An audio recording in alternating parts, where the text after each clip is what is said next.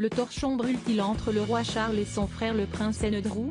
Le cadet est dans la tourmente depuis plusieurs années, en raison de son amitié avec l'homme d'affaires et criminel sexuel Jeffrey Epstein, qui cesse donner la mort en 2019.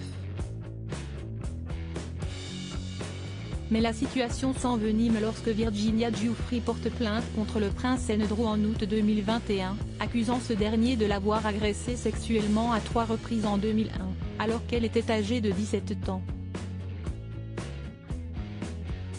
Après plusieurs mois de suspense laissant planer sur le prince la menace d'un procès, ce dernier finit par trouver un accord à l'amiable avec sa plaignante, basé sur un versement financier substantiel dont le montant n'a pas été dévoilé.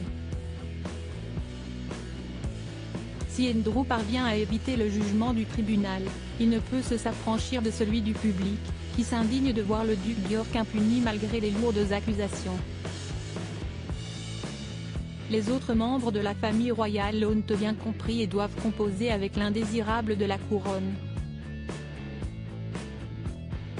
Le prince Andrew a déjà perdu ses titres militaires ainsi que son titre honorifique de la ville d'York, et son frère pourrait bien continuer de lui taper sur les doigts en réduisant le soutien financier qu'il lui apporte.